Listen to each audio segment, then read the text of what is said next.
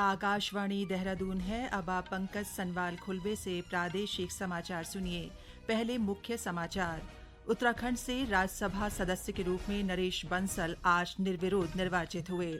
मुख्यमंत्री ने राज्य में फलों के बागों के पुनर्जीवीकरण और विस्तारीकरण के लिए भरसार और जीबी पंत विश्वविद्यालय के कुलपतियों की समिति बनाने के निर्देश दिए। राज्यपाल बेबी रानी मौर्य ने कहा, महिला स्वयं सहायता समूहों के उत्पादों को विश्व स्तरीय बाजार उपलब्ध करवाना जरूरी।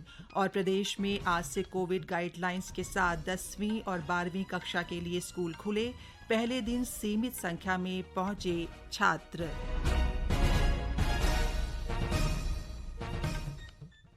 कोविड महामारी के खिलाफ देश एकजुट होकर लड़ रहा है। आप भी हमारे साथ सुरक्षा और बचाव के 3 आसान एहतियाती उपायों का संकल्प लें। मास्क पहनें, 2 गज दूरी है जरूरी, सुरक्षित दूरी बनाए रखें, हाथ और मुंह साफ रखें। अब समाचार विस्तार से। उत्तराखंड से राज्यसभा सदस्य के रूप में नरेश बंसल आज निर्विरोध निर्वाचित हो गए। मुख्य निर्वाचन अधिकारी मुकेश सिंघल से नरेश बंसल ने राज्यसभा सदस्य के रूप में निर्वाचित होने का प्रमाण पत्र प्राप्त किया। इस मौके पर मुख्यमंत्री त्रिवेंद्र सिंह रावत, भाजपा प्रदेश अध्यक्ष बंशीधर भगत समेत कई मंत्री और विधायक मौजूद रहे। राज्यसभा सदस्य के रूप में निर्वाचित होने के बाद नरेश बंसल ने उत्तराखंड विधानसभा अध्यक्ष प्रेमचंद अग्रवाल से उनके कार्यालय कक्ष में भेंट की। विधानसभा अध्यक्ष ने कहा कि नरेश बंसल ने विभिन्न दायित्वों पर रहकर संगठन को मजबूत करने में अपना योगदान दिया है। उन्होंने उम्मीद जताई कि भविष्य में नरेश बंसल राज्यसभा सदस्य के तौर पर प्रदेश की सेवा करेंगे। इस अवसर पर भाजपा ने विधानसभा से प्रदेश मुख्यालय तक विजय जुलूस भी निकाला।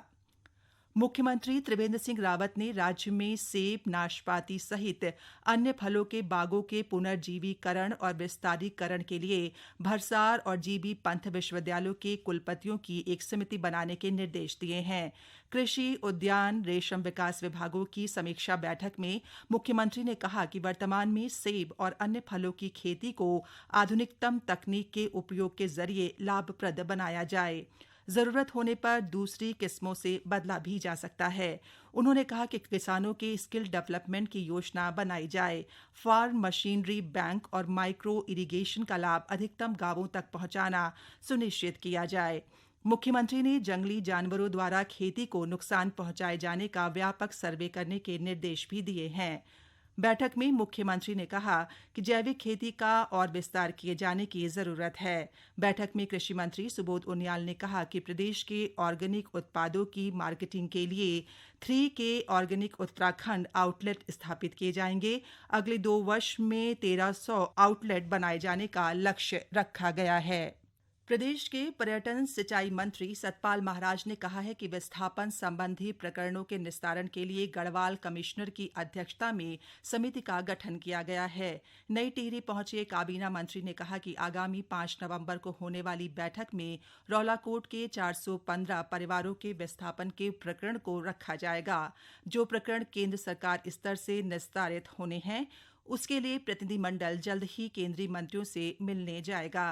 काबीना मंत्री ने नई टिहरी में लघु और राजकीय सिंचाई की 435 लाख रुपए से अधिक की 6 योजनाओं का लोकार्पण और शिलान्यास किया।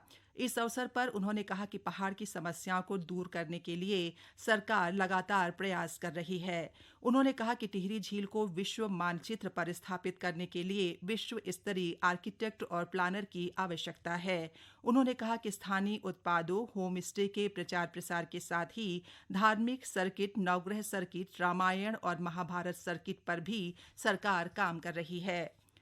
मुख्यमंत्री त्रिवेंद्र सिंह रावत ने देहरादून में वन पंचायतों में गठित महिला स्वयं सहायता समूहों द्वारा तैयार किए गए कृषि और अन्य उत्पादों के विक्रय केंद्र माई रिफिल स्टोर का उद्घाटन किया। मुख्यमंत्री ने कहा कि राज्य सरकार ने सभी विभागों को राज्य में लोगों के लिए स्वरोजगार उपलब्ध कराने के लिए टारगेट दिए हैं। लोगों की आजीविका में वृद्धि और महिला स्वयं सहायता समूहों की भागीदारी बढ़ाए जाने की दिशा में अनेक प्रयास किए जा रहे हैं। उन्होंने कहा कि माई रिफिल स्टोर प्रधानमंत्री के वोकल फॉर लोकल की दिशा में एक अच्छा प्रयास है। ये समाचार आप आकाशवाणी देहरादून से सुन रहे हैं।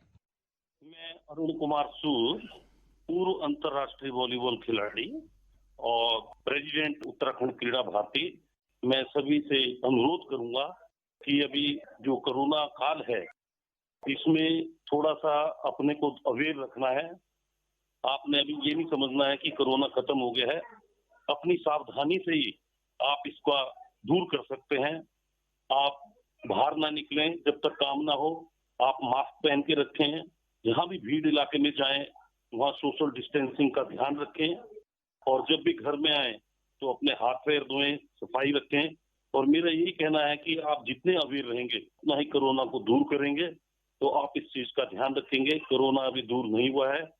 आपकी अपनी स्वच्छता और जो आपकी अपने डिसिप्लिन है उससे ही आप कोरोना को दूर कर सकते हैं। धन्यवाद। गीता, आज मुन्नी को पोलियो बूथ पर जरूर लाना। दीदी, इस कोरोना में? अरे इस समय भी पोलियो की खुराक उतनी ही जरूरी है। आखिर बच्चे की सुरक्षा का सवाल है और निश्चिंत रहो, पोलियो बूथ में कोरोना से बचाव का पूरा ख्याल रखा गया है। समझ गई दीदी, मुन्नी को अभी लेकर आती हूँ। जन्म से लेकर 5 वर्ष तक बच्चे को पोलियो की खुराक जरूर दिलवाएं। 2 बूंद हर बार जीत रहे बरकरार। अधिक जानकारी के लिए आशा, एनएम और आंगनवाड़ी कार्यकर्ता से संपर्क करें। स्वास्थ्य एवं परिवार कल्याण मंत्रालय द्वारा जनहित में जारी। ये समाचार आप आकाशवाणी देहरादून से सुन रहे हैं। राज्यपाल बेबी रानी मौर्य ने कहा है कि राज्य के स्थानीय हस्तशिल्प उत्पादों एवं स्थानीय खाद्यान्नों से बने उत्पादों को अधिक से अधिक प्रोत्साहित किया जाना चाहिए। राज्यपाल ने आज नैनीताल स्थित राजभवन में जिले के 5 विकासखंडों के 13 महिला स्वयं सहायता समूहों द्वारा निर्मित हस्तशिल्प उत्पादों की प्रदर्शनी का जायजा लिया। इस अवसर पर राज्यपाल ने कहा कि महिला स्वयं सहायता समूहों द्वारा बनाए गए उत्पादों को विश्व स्तरीय बाजार उपलब्ध करवाना भी जरूरी है। उन्होंने कहा कि प्रदेश की महिलाओं के आर्थिक सशक्तिकरण में स्थानीय उत्पादों की महत्वपूर्ण भूमिका हो सकती है और ये उत्पाद पलायन रोकने में भी सहायक साबित हो सकते हैं।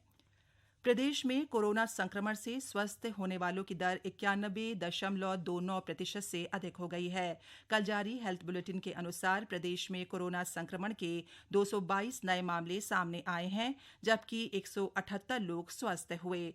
वहीं आज चमोली जिले में कोरोना के 53 नए मामले मिले हैं। जिले में 256 केस एक्टिव हैं। इस बीच देश में भी कोविड संक्रमण से ठीक होने वालों का प्रतिशत लगातार बढ़ रहा है। अब तक 75 लाख से अधिक लोग स्वस्थ हो चुके हैं।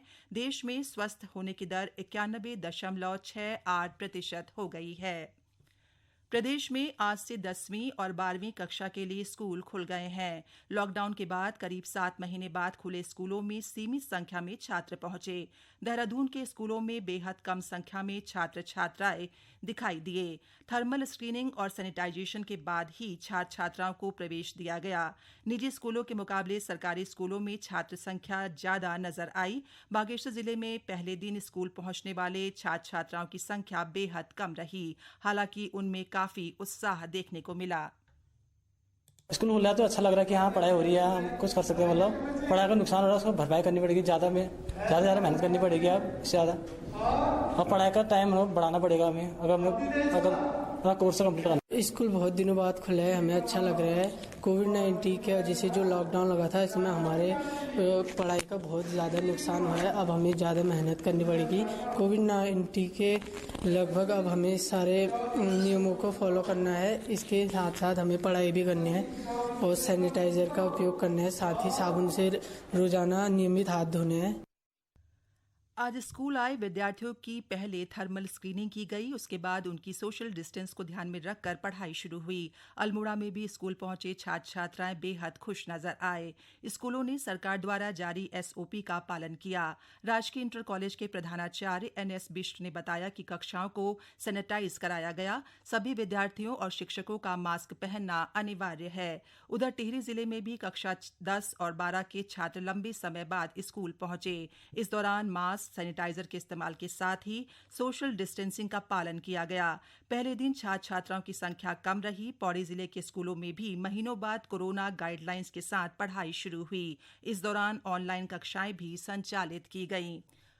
रुड़की नगर निगम ने लोगों को स्वदेशी सामान की खरीदारी और स्वरोजगार को प्रोत्साहन देने के लिए स्वदेशी मेला शुरू किया है।